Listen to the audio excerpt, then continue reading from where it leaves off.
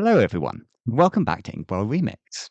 Today, we are going to talk about The Lion King, one of the most beloved Disney movies of all time.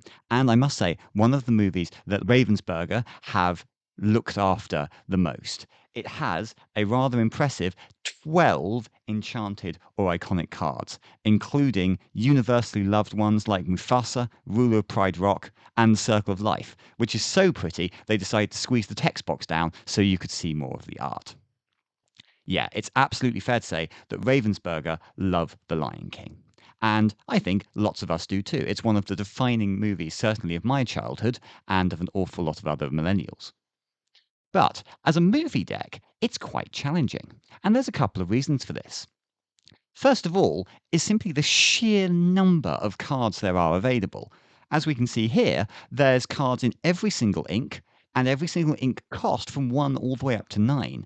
Lion King just has an absolute embarrassment of riches in terms of what you can play. The other problem is that a huge number of them are uninkable. So things like Mufasa, like B Prep, some of the best cards you can't ink. And that's true all the way through the ink curve. So whenever you're building a Lion King deck, it's a constant struggle to try and figure out how many uninkables you can afford to run at any given moment. Anyway, I've had a go so that you don't have to, and what I've got here for you today are 3 of my best efforts on Lion King movie decks. Now, first of all, we have a deck that I've always wanted to build. Simply loads and loads of lions. And it's built around 2 main cards. Mufasa, Betrayed Leader, and Simba, King in the Making. Mufasa's been great since set 2, and Simba, a wonderful boost card out of set 10, and they basically both do the same thing. They give you free characters. So Mufasa, whenever he's banished, reveal top card of your deck, and if it's a character card, you play it for free. Simba gets the same thing, but it's whenever you boost him. So whenever you put a card under this character, reveal top card, etc. And that means we want to run a deck that's incredibly character heavy. This one has 56 characters in it. So you should hit a free character off Mufasa or Simba pretty much every time. The ideal curve might in fact be Mufasa into Simba, allowing you to do this even more over the next few turns. Now, there's certain other cards that are very important, and one of them is Simba Pride Protector. Another legendary Simba, and he's just incredibly good. A shift 3/4/4 with 2 law is outstanding, and at the end of turn, if this character is exerted, ready all your other characters. So he keeps your whole board protected. To make sure we can get this guy on turn 3, we're playing 12 possible shift targets. We've got Simba Future King and 2 Simba 2-drops. All of these cards are decent on their own, but most importantly, they're all Simba and they're all 1 or 2 ink. So should have a high chance in this deck of being able to see Simba Pride Protector turn 3, maybe turn 4. Now, how are we going to get these massive haymakers in? We need some support. Well, we've got Nala, Undaunted Lioness, who made a pretty hefty splash when she was released in set 9, one of the premier aggro cards in the set.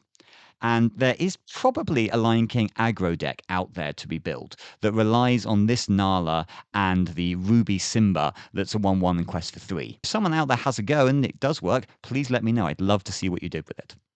Alongside that, we're using Pride Lands. It's our only non-character card. +2 willpower on all characters is great, but most importantly, if you have a Prince or King character here, you pay 1 less to play characters. We have a lot of characters. Simba is a Prince or a King. Mufasa is a King. We should be able to absolutely get a character in here quickly and help accelerate.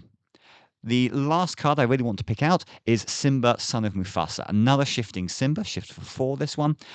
Mostly because of Fearsome Roar. When you play this character, you may banish chosen item or location.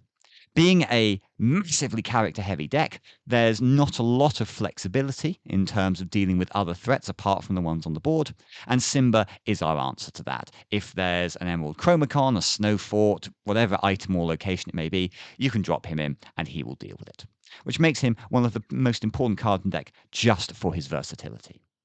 So, there you go. My first extremely themed deck.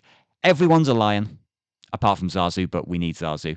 Almost everyone's a hero. We have, let me see, 20 plus, possibly even 30 plus kings and princes to use the Pride lands. I don't know if this is going to be the absolute strongest Lion King deck out there, but it's certainly a really well-themed one. And I think it's going to be better than a lot of people think. Besides, what's better than playing characters for free? Now, you'll notice hanging out in the top corner there is Scar, Vengeful Lion.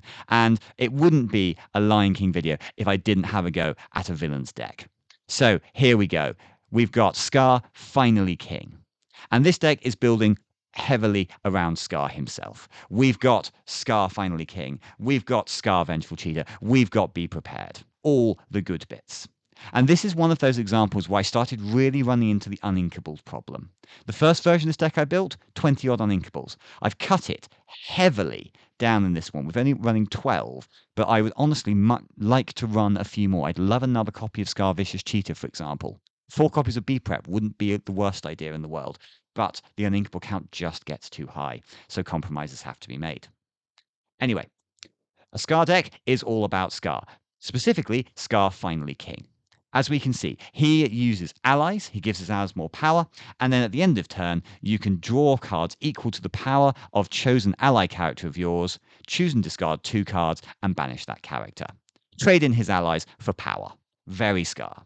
And we have Scar Vengeful Lion. We saw him in the last deck, but he's a rather powerful lion, a 4/2 with Ward, and whenever one of your characters challenges a damaged character, you may draw a card. He's not quite Prince John, not quite one of those emerald cards that's going to absolutely win you the game with Ward, but he's certainly very good. I'd be very cautious about questing with him because you really want card draw. Now, as we can see, Scar is really big on his allies, so half the deck pretty much are ally characters of various sorts. We've got Zazu, Steward of the Pride Lands. He's a 1-drop ally. That's the only reason to play him, honestly. Zazu, advisor to Mufasa, who's one of our premier evasive characters in the Lion King movie, so well worth playing. We've got Nala, who is in there simply because she's an ally with a decent body at the right point in the curve. And then we've got a nice selection of the hyenas. There are more hyenas you could play if you wanted to, but they're largely uninkable and not tremendously powerful, in my opinion. So I went for the best ones. Standouts include Banzai, Gluttonous Predator, an excellent aggro card, and Shenzi, Scar's Accomplice, who is a 2/3 evasive and can prove quite useful.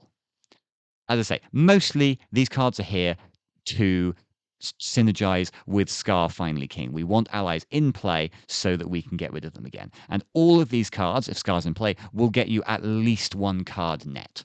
With Banzai, Zazu, or Shenzi, the 3 power ones, for example, you get at least 2 cards. And we can make that even better with our selection of actions. So, quite a lot of actions in this deck, 15 of them, but all of them relevant. Vicious Betrayal is a reasonable combat trick. +2 power can let you win a combat you wouldn't necessarily have done otherwise. But most importantly, if you use it on an ally, it boosts their strength to the end of turn. And that means more card draw with Scar. So that one I think has some double use.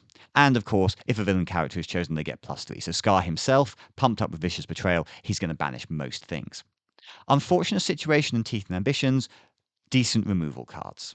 Teeth and Ambitions obviously deals damage to your opponent and to you, but actually dealing 2 damage can be quite helpful. A lot of cards in this deck are better when they challenge damaged characters. So sometimes you don't necessarily want to banish the character straight off, you want something damaged. So you can draw a card from Scar Vengeful Lion, for example. An Unfortunate Situation, you don't have control over it, but 4 damage will banish plenty of characters, and as always, it's inkable if you need it. Then finally, of course, we have Be Prepared. One of the most iconic songs in Lorcana, without a doubt. Banish all characters. It's just really good. We're playing 3 because I couldn't squeeze 4 copies in. It's great, and it makes Lion King one of very few movie decks that can be absolutely losing on board and turn it round. I think only this deck and certain versions of Lilo and Stitch can do that. So I love B-Prep. Had to be in there. So there we go. Overall, we have Scar Finally King deck. It's all about Scar. It's all about being evil. It's about sacrificing your allies for power. Oh, and Simba snuck in as well. We just need the 6-drop Simba so that, again, we've got that flexibility to remove to remove items or locations when we need them. Finally, I've got 1 copy of Scar Vicious Cheetah. I just think he's really good. A 6/5 with Rush, 2 Lore, and he readies every time he banishes something. So you can drop him, and if you line up your challenges correctly, potentially clear a whole board with him. And then if you need him to next turn, he can sing B-Prep and wipe your opponent's board that way. I love Scar. I think he's a great villain, and this is a really fun movie deck that really leans into his strengths. However, it is very much a theme deck. So for my last deck, I've tried to build the competitive one, the one I would take to my locals on movie night if my goal was to try and win the thing. Now, my locals have agreed that we play 4-color movie decks rather than 3. So as you can see, I'm running Amber, Emerald, Ruby, and Steel in this deck. It's mostly Amber Steel to rely on all those good Simbas, and just splashing in some Emerald, some Ruby for extra useful bits. Now, a lot of these cards we've seen before, things like Simba, Pride Protector, things like Zazu, Teeth and Ambitions, B-Prep, we've seen all of these already, but there are a couple of new cards I think are very good for this particular build. The first one is Simba Fighting Prince. 5/7, 2 Law for 7 Inkable is pretty good. I don't normally go for the high cost cards, but his ability is very important. Whenever you play him and whenever he banishes another character in a challenge, you may either deal 2 damage to chosen character, that's good, direct damage is always good, or draw 2 cards, then choose and discard 2 cards. And this, of course, is really good because this is the deck where we play Circle of Life. Sing together 8, play a character from your discard for free. The most important thing with Circle of Life is a way of getting expensive characters into your discard, and Simba does this brilliantly. If you can get him in play, he can kill off your opponent's characters, or he can draw you cards, and you can tactically drop high-value cards into your discard so that Circle of Life can be sung next turn. Simba even contributes 7 of the 8 Sing Together you need to bring back something just as big as him, or even bigger. So that's a really fun combo that I'm keen to use in this deck. Simba can also sing B-Prep if that's needed. And if B-Prep does come down, Circle of Life can be a really great way of following up the next turn. The cost curve of the deck, as you can see, is pretty solid. We're consistent from 1 through to 5, a good 8 to 10 copies in each color. We're going all the way up to 8 because of Circle of Life, and so the 7 drops are a little bit heavier than I would normally make it, but you've just got to take advantage of that reanimating. It's such a good card. A nice high inkable rate. I think it's 50 or so inkables, so not going to hit you too bad on the uninkable front. And again, a very character-heavy deck. But the actions that are in there, B-Prep, Circle of Life, Teeth and Ambitions, all top quality. So, I hope you enjoyed it. Is there anything that I have missed here? Are there any Lion King cards you think, no, how could you not make a deck with something?